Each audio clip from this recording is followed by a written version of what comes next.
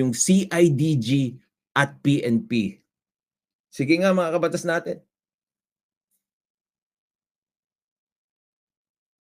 Do you know why the PNP and CIDG were specially mentioned?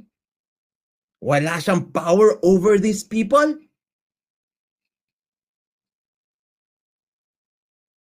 Oh, Hindi po at wala po siyang power over the PNP and CIDG dahil ito po ay under sa DILG. tama. Hoyling.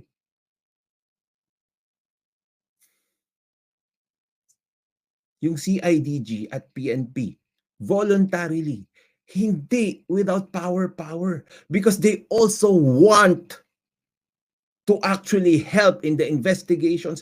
Tandaan nyo, walang tao si Mayor Magalong.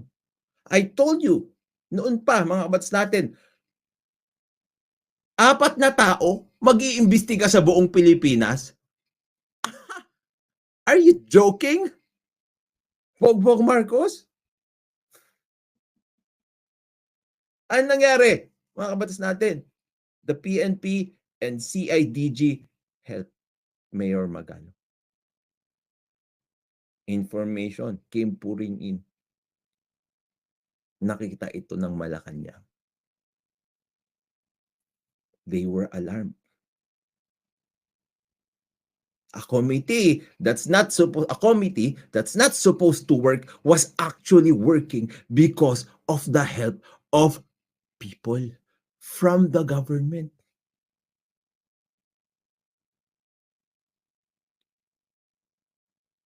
It was working. They were shocked. Wait, bakit meron naiimbestigahan? Wait, bakit may nakikita? Wait, bakit may tinuturo? That's not supposed to happen. So ano nangyari? Panic mode ang Malacanang. They have to remove Mayor Magalong because they were only keeping him close.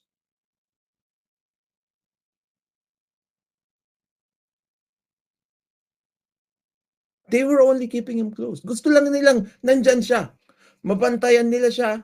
Pag nandyan siya, wala naman siyang magagawa dyan. Wala naman siyang tao. Wala naman siyang pera. Pero people were helping. Especially the CIDG and the PNP. Bakit sila tutulong? Nasa mandato naman, di ba, na lahat ng mga executive agencies dapat tumulong sa investigasyon ng ICI. So it will come out natural.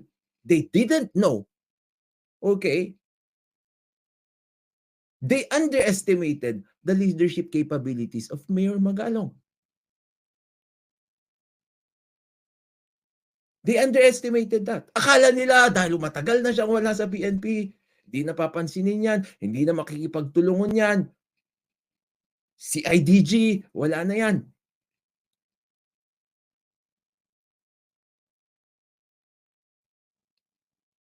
Pero, may resulta. May mga lumalabas na papel, may mga kaso na ifa-file. Panic ang Malacanang.